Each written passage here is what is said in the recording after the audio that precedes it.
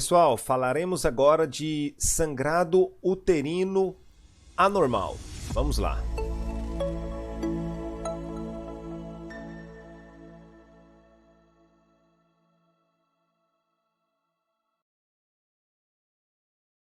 Primeiro, vamos organizar um algoritmo aí nas nossas cabeças. Sangrado uterino anormal com elevação do beta-HCG ou sem elevação? O objetivo agora é falar do sangramento uterino anormal com o beta-HCG normal. Mas antes, então, a gente criou um algoritmo com beta-HCG elevado. Pode ser no momento da implantação, a pessoa relata um sangramento, não sabe, ou desconfia, né? Teve relação e desconfia depois de um tempo aí, alguns dias, 7, 8, 5, sangramento. Pode ser já o sangramento do primeiro trimestre da gestação, mola, embaraço ectópico ou aborto. Pode ser do segundo trimestre, que é uma vasa prévia, um desprendimento prematuro da placenta norma incerta, ou pode ser, por fim, uma ruptura uterina. Então ali você meio que matou as principais causas. Caindo para o lado dos que não tem elevação do beta-HCG, você tem que relacionar um pouco com a idade. Se é um recém-nascido, pode procurar aí, né, problemas anatômicos, problemas gonadais, enfim. Se é uma criança muito nova, que ainda não tem possibilidade de ser uma menarca precoce, aí nós temos aí algumas causas, como pode ser anatomia, problemas anatômicos, pode ser uma infecção, pode ser violência, estupro, algum tipo de violência. Quando essa menina, essa adolescente, né, não adolescente ainda, já está na etapa escolar, está começando ali, já tem o botão mamário e começa a ter um sangramento, esse sangramento pode ser por uma anovulação. Essa anovulação, o que significa isso?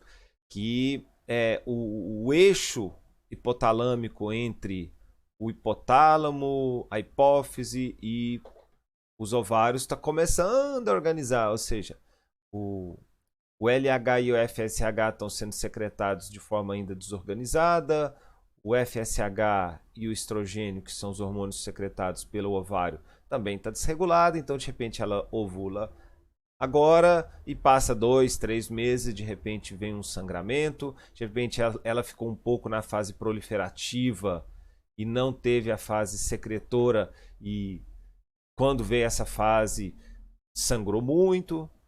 À medida que vai avançando isso aí, se esse problema persiste por mais de 2 anos, a gente tem que pensar numa síndrome de ovário policístico. Aí você tem a parte toda dos critérios diagnósticos dessa síndrome do ovário policístico, como, por exemplo, se ela tem oligomenorreia, né, se ela tem longos períodos de menstruar sem menstruar, se ela tem sinais de insurtismo, espinha, barba, e se é confirmado no ultrassom. Passou essa fase aí, você começa a ter sangramentos que podem ser agora problemas de anovulação, problemas de coagulopatia, que são alguns tipos de alteração na parte de coagulação e começa a sangrar. Você pode ter causas também que ao avançar da idade, antes de entrar na menopausa, pode ter situações como o mioma uterino. É aquela mulher de 35, 40, 45 anos.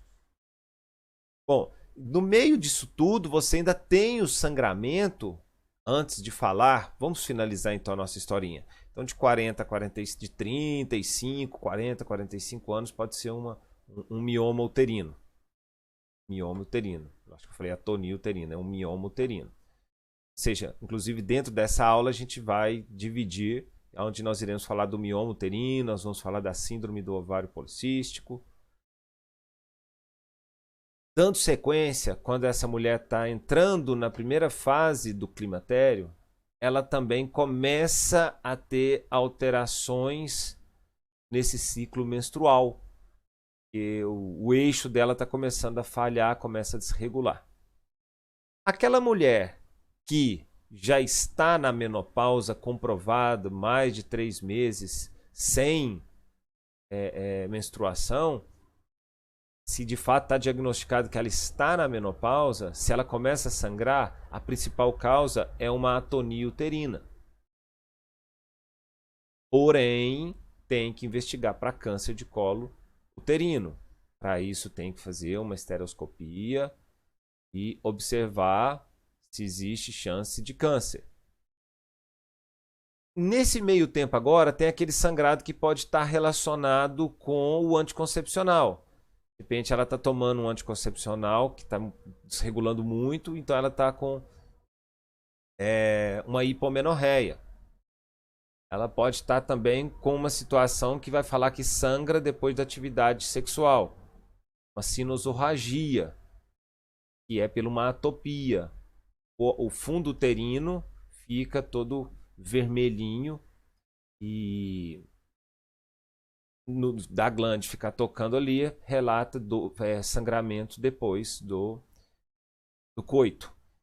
E nesse caso aí também deve ser investigado para possíveis câncer de colo uterino.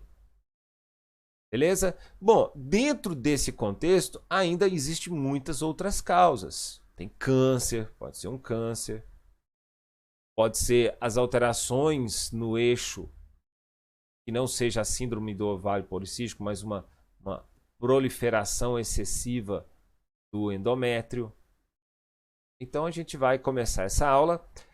Vamos parar agora. Foi uma introdução para você entender o seguinte: quando eu falo em sangramento, nós temos que primeiro conhecer isso aí.